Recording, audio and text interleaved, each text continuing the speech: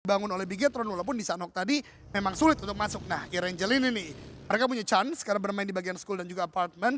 Tinggal bagaimana mereka bisa untuk defensif karena gue yakin apartemen akan sangat ramai di zona-zona pertengahan sampai akhir nanti. Ya, untuk nongkrong bentar lah ya tim-tim untuk ngaso-ngaso dulu, nungguin nanti shifting zona untuk menuju ke arah mana karena ini masih ada di stage yang kedua juga. School, apartment, bagian barat dari Yasnaya sendiri juga masih termasuk, Rozok pun juga demikian. So masih sedikit gambling untuk tim-tim di sini. Namun dari Snap ini dia yang sedari tadi kita mention beberapa kali juga mengetahui pergerakan dari tim Sam9 menuju ke arah mana. Ada beberapa halauan-halauan yang dilakukan oleh BTR tadi, tapi Sam9 pun juga nggak diam begitu saja gitu. Mereka juga memberikan beberapa tembakan balasan. Berdekatan sekali, 6-9 dan juga Osja TH. Dan ini area yang sebenarnya memang tidak terlalu ideal untuk terjadi sebuah fight. Mungkin akan segera merapat menuju ke area compound dan betul saja compound tersebut yang diincar. Dan Osja TH sudah touchdown kali ini.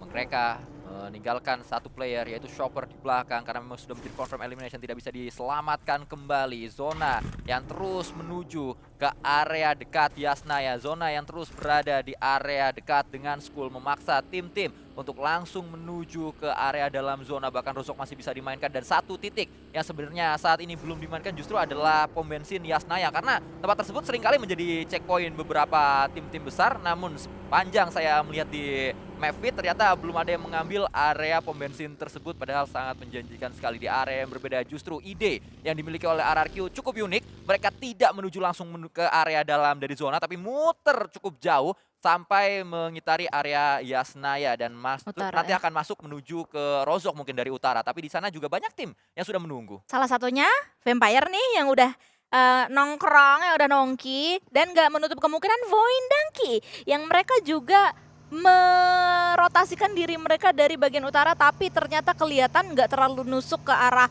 komponnya dari Vampire tadi, lebih memilih untuk minggir sedikit ke bagian barat. Udah pasti, karena Void ini mengerti sekali bagaimana permainan utara mereka itu sudah paten ya, dimana mereka tidak mau ke arah bagian jalan rayanya, main ke arah bagian Bukit Rozok yang dimana itu ada potensi pemotongan antara nanti zona ke utara atau ke arah bagian selatan. Tapi gue menarik melihat RRQ, ini mengingatkan gue pada Bigetron 2024, di mana Genfos saat itu juga menjadi salah satu punggawa Bigetron ya, bermain dari bagian farm, Milta mereka akan berputar ke arah bagian atas, tinggal bagaimana nanti closing statementnya nih. Karena Vampire lagi-lagi yang cukup berubah di lobby saya kali ini bermain di bagian utara. Nah, satu lagi yang mau gue bahas adalah bagaimana Boom tadi juga cekatan untuk masuk lagi ke arah bagian bawah. Sudah semakin paten permainan mereka ke arah bagian tengah di Erangel, berbeda dengan Sanhok-nya. Jadi kita lihat nanti fight-nya bagaimana lagi. Dan satu lagi adalah weapon of choice. Yang dimana sangat terlihat jelas sudah mulai banyak pilihan ke arah bagian AUG daripada M4. Gue sempat berdiskusi dengan beberapa teman-teman dari komunitas. Gue melihat data dari in-game PUBG Mobile juga. Ternyata sekarang kan udah update 3 titik sekian ya. Dari update 2.8, AUG selain diturunkan ke arah bagian dari tanah lu bisa dapat gak hanya di bagian airdrop. Ternyata fire rate-nya itu lebih tinggi daripada M4. Walaupun ternyata yang dikurangi adalah damage dari 43 menjadi 41 damage per second. Dan itu sekarang yang lagi meta banget dipakai sama teman-teman komunitas. Karena fire rate tinggi, apalagi kalau lu udah ketemu quick draw atau extended quick draw. Karena masalah dari AUG adalah reloadnya. Nah itu yang gue suka nih, makin banyak sekali penggunaan-penggunaan AUG. Nanti Bang Skarl yang memang senjata yang liar banget. Sebagai senjata 556, apalagi KBZ lebih liar lagi. Nah itu sudah banyak digunakan oleh para player di PMSL kali ini. Sebuah informasi nampaknya sudah dimiliki oleh RRQ saat ini. Cook granat sedang dilakukan oleh Genfos menuju ke area atas. Sudah meledak saat lagi, bahkan sudah ada satu ledakan yang ternyata tidak menghasilkan apapun. Lapar mencoba untuk ngecek ke area atas, namun perlahan memainkan gocekan-gocekan. Datang Lapar, Topsy dibaca pergerakannya dengan begitu luar biasa saat dia melemparkan sebuah molotov. Belum siap untuk memegang senjata, langsung dihajar oleh Lapar. Satu elimination pertama masuk menuju ke RRQ Ryu. Berada di area luar, granat disiapkan. Namun Zeus ada di belakang dari Broken Wall tersebut. Harus ada granat menuju ke area belakang Broken Wall. Sudah dilemparkan sebenarnya. Meledak, Zeus low kali ini dan langsung dihukum oleh seorang Hazel. Yes, 2 man down dan harusnya ini akan menjadi confirm elimination untuk tim RRQ karena pemain-pemain yang lainnya dari tim Flash yang masih bertahan 2. masih bisa untuk di lockdown angle-nya oleh pemain-pemain dari tim RRQ, and that's it. Hazel berhasil untuk mengantongi eliminasi kedua untuk tim RRQ, dan kembali apartemen pinggiran Yasnaya berhasil untuk dikuasai oleh tim RRQ, dan kayaknya mereka mau mencari lagi pemain-pemain dari tim Flash, tapi sebenarnya nggak terlalu dekat posisinya sekarang. Void mencoba lagi nih karena bagian tengah, dan mereka touchdown di bagian unexpected Jauh location gitulah. Dan ini memang sempat mereka gunakan juga di PMGC, turun di tempat ini yang akhirnya mereka menjadi hashtag 2 kalau mereka kalian ingat ya guys ya, di PMGC kemarin kalah sama Istanbul Wildcat Next Ruya, gue inget banget tuh. Di situ mereka akhirnya menjadi hashtag yang kedua. Tapi balik ke Flash ya, ini tim tanpa pressure, bener deh, bener-bener turun banget segala koordinasi permainannya. Lu bayangkan teman-teman semua ya, di group stage kemarin ketika menghadapi Talon, fight-nya sama loh. Di apartemen itu, utility throwable-nya sama, bahkan lebih banyak sekarang karena mereka lebih banyak looting daripada melawan Talon saat itu. Tapi lihat bagaimana terpecahnya mereka, nggak ada koordinasi backup yang bisa terjadi, terculik satu persatu oleh RRQ yang bahkan seorang tamu, bukan orang yang mempunyai Yasnaya dari awal, dan membuat Flash di Super Weekend ini ternyata sejauh ini masih sangat terbukti tanpa pressure, mereka justru turun sekali pola permainannya. Dan mereka bahkan atau RRQ bahkan tuh cuman lewat, numpang lewat, tau gak sih? Lewat ada Flash nih. Ya udah kita ambil 2 elimination, mereka juga nggak terlalu maruk ya. Abis itu mereka lanjut perjalanannya, dan sekarang rotasi lagi karena zona shifting menuju ke arah bagian timur dari Skull.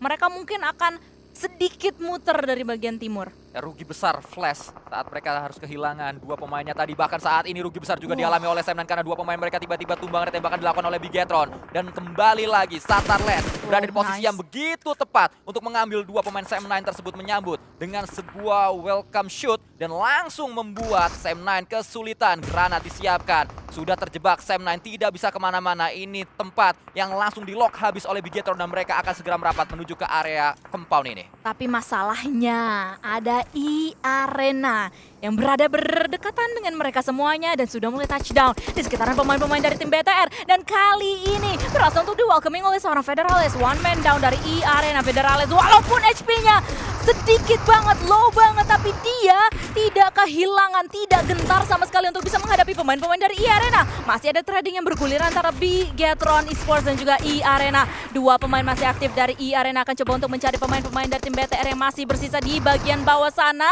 Dan Satarles last man standing langsung diculik, gak bisa kemana-mana lagi. E-Arena berhasil untuk menghantarkan Bigetron keluar dari game ini.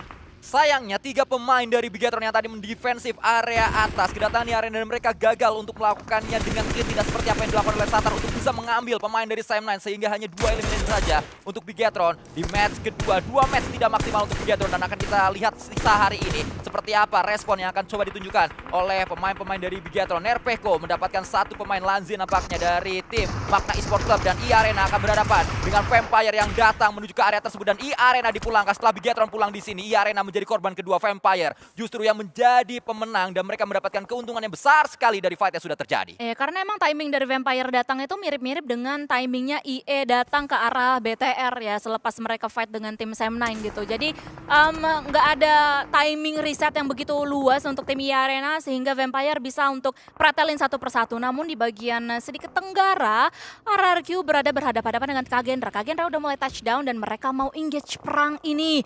Ada lontaran sebuah granat yang dilakukan oleh Nerpeko menuju ke arah depan sana, masih belum bisa untuk menghasilkan apa-apa. Tapi masalahnya di belakang Kagendra pun juga masih ada tim Flash. Genfos akhirnya berhasil untuk mendapatkan 1 nama menuju ke arah Kagendra, dan ini akan menjadi konfirmasi rush untuk seorang Nerpeko menuju ke arah dalam sangkar dari Kagendra yang menyisakan 2 pemain aktif saja. Dan kali ini tinggal sisa last man standing. Ijan melihat menuju ke arah depan sana, dibukakan tembakannya, harus hati-hati karena terspot down dan bahkan langsung keluar dari game ini. Kagendra di posisi 14. Dan RRQ kembali menang lagi, mereka kembali bisa melakukan revive lagi. 7 elimination sudah didapatkan oleh RRQ di rekening mereka. Tabungan mereka cukup besar, menambah pundi-pundi poin. Looting-looting didapatkan oleh Boom Esports saat mereka berhasil menangkap 1 pemain, yaitu Sondara dari 6-9. Kembali semakin terpuruk 6-9, ada di peringkat nomor 14 dan menyisakan last man standing. 1 pemain terakhir yang dimiliki oleh 6-9 belum terpantau berada di area mana, namun zona ternyata mental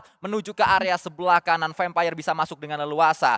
Bahkan beberapa tim lain seperti tim Secret tidak perlu bergeser, mereka sudah menguasai area zona di selatan. Lu lihat tadi dua pawang zona, Xavier sama Boom Esports kan Iya. sebelah-sebelahan. Ditinggalin zonanya kayak, bye-bye guys, gue mau ke selatan dulu. Sehingga Xavier dan juga Boom Esports harus bergerak menuju ke arah dalam zona. Dan sementara waktu pergerakan yang dibangun oleh Xavier, mereka berhasil untuk menculik pemain dari 6-9. Nah, hengkang dari game ini. Begitupun juga dengan tim Boom Esports.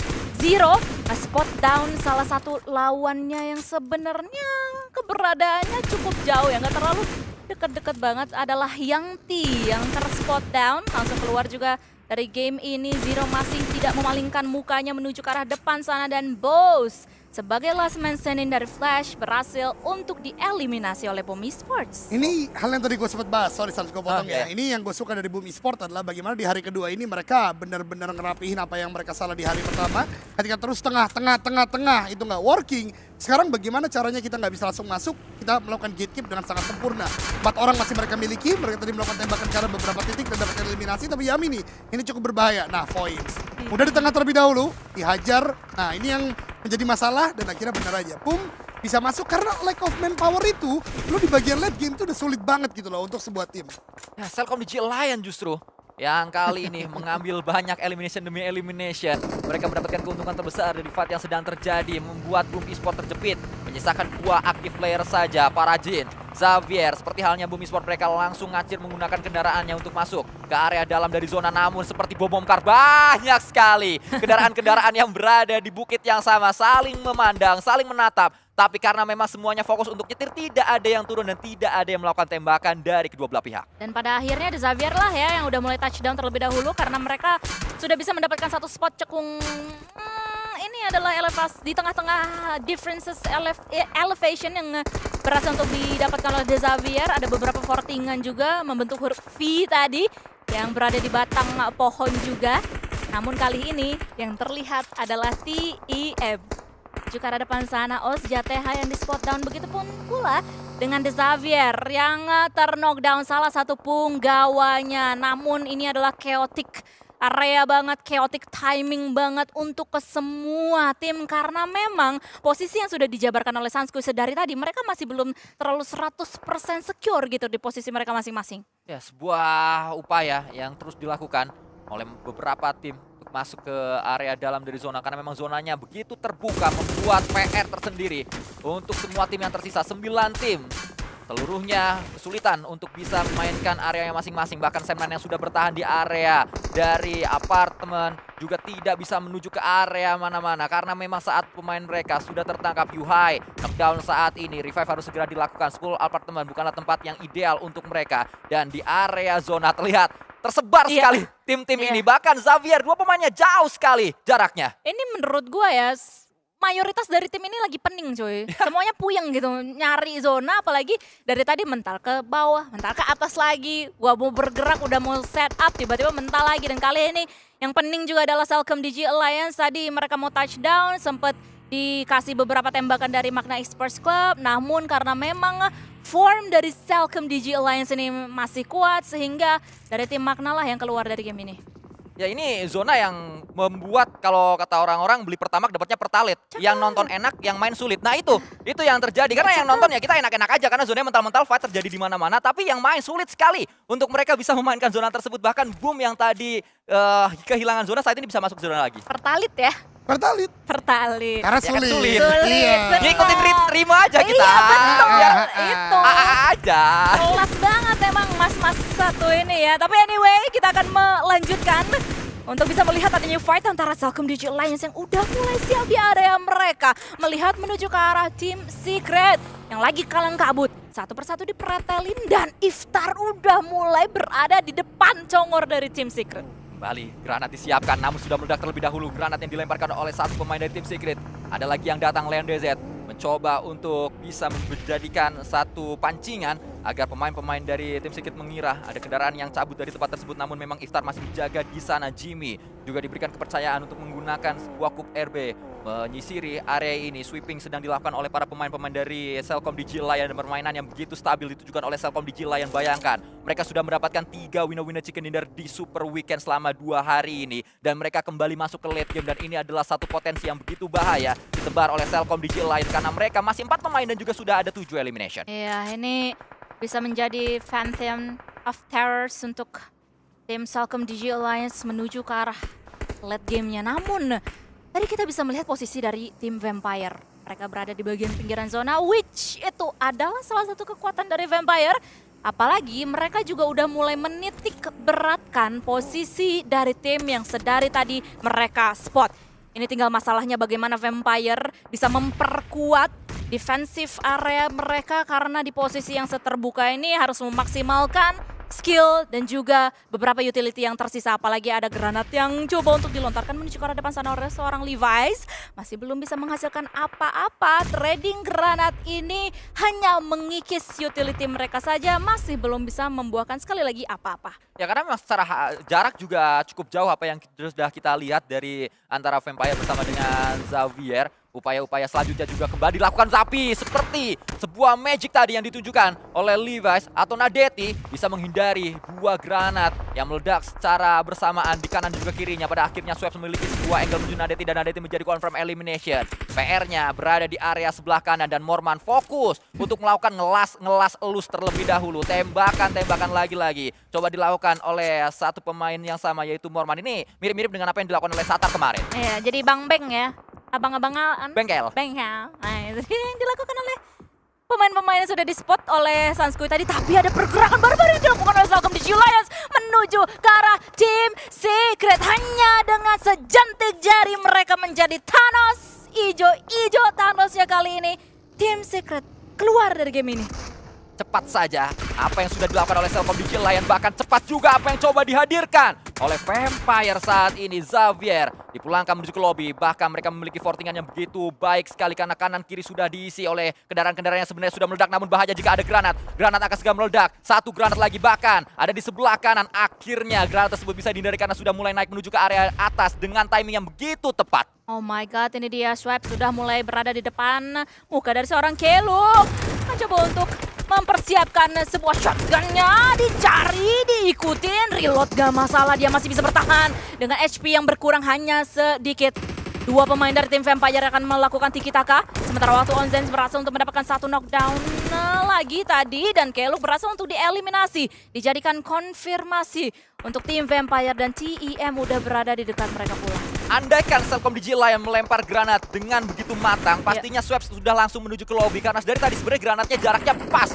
Namun lemparannya tidak matang. Terlalu banyak waktu menunggu agar granatnya itu meledak sehingga Swaps bisa menghindari granatnya dengan cara lari menuju ke area yang lebih tinggi dari bukit yang tadi didiami oleh pemain Vampire untuk langsung nge-push menuju ke Cellcom DJ Lion, dan kita akan menuju ke area yang lain. Cellcom DJ Lion kembali mendapatkan 10 elimination saat ini dengan 3 pemain yang masih berada di sana, namun lemparan terjadi lagi. TM Entertainment melakukannya menuju Vampire. Ledakan kembali ditebar oleh pemain dari Cellcom DJ Lion. Akhirnya yang dapat adalah Noah dari TM Entertainment. Itu yang dimaksud sama Sanskui dari tadi ya. Lontaran granat seperti tadi, dan akhirnya sekali lagi Vampire harus hengkang dari game ini, menyisakan 3 tim saja.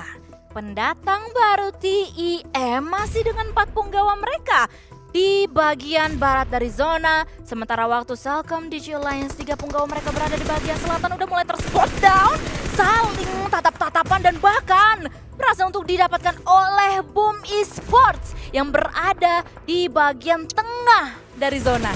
Bahkan lagi-lagi terjadi, Jimmy berhasil dia mengerjakan tugasnya dan menjadi sebuah confirm elimination. Pastinya mudah saja untuk pemain sekali berjini melakukan yang kedua, namun ternyata salah. Gagal yang kedua tadi dilakukan oleh Jimmy. Leon DZ kembali melakukannya, SOZ menjadi korban. Sulit sekali untuk bisa menghentikan pergerakan-pergerakan dari Cellcom DJ Lion. Mereka seperti bisa membaca apa yang akan terjadi beberapa waktu ke depan. Mereka melakukannya dengan begitu luar biasa. Boom, diam-diam masih ada di sana dengan 9 elimination. TEM nggak last man standing saja, 1 pemain terakhir. Selepas hengkangnya 1 pemain ini akan menjadi Boom Esports versus Celcom DG Alliance Round 2. Dan Bright coba untuk step by step, rasa kerusuk Leon DZ mencari posisi. Pasti pemain-pemain dari Boom Esports dilontarkan 8 granat yang bisa untuk diinvestasikan menuju ke arah depan sana. Ponbit harus tarik mundur terlebih dahulu, regroup 2 pemain terakhir dari Boom Esports ini. Bali, kita lihat di momen-momen krusial Celcom DG Alliance. Saat ini keadaannya mereka yang lebih banyak mengendalikan fight. Kalau kita lihat di jilid pertama, di match sebelumnya Celcom DG Alliance didikte oleh Boom Esports. Saat ini gantian, mereka yang mendikte Boom Esports dan Boom Esports digiring menuju ke titik yang diinginkan oleh Celcom DG Alliance agar mereka bisa melemparkan granat demi granat. Lagi-lagi ada granat yang datang menuju ke Frenzy. Frenzy masih ada di sana, belum ada ledakan yang cukup dahsyat membuat Frenzy low HP. Masih ada 75% HP yang ada di tubuh dari Frenzy. Namun tembakan dilakukan, Ponbit tertangkap. Jimmy kali ini menjadi kuncian dan nampaknya Celcom DG Alliance untuk kedua kalinya akan mempercundangi Boom Esports karena menyisakan satu yang terakhir. Tembakan dilakukan namun ternyata apa daya Frenzy masih bisa mendapatkan satu yang lainnya dan tidak bisa untuk mendapatkannya lagi 2 kali berturut-turut. Celcom DG Alliance back to back winner-winner chicken dinner di 2 hari yang berbeda. Dan back to back mendapatkan winner-winner chicken dinner dari The Hungry Beasts. Ini wah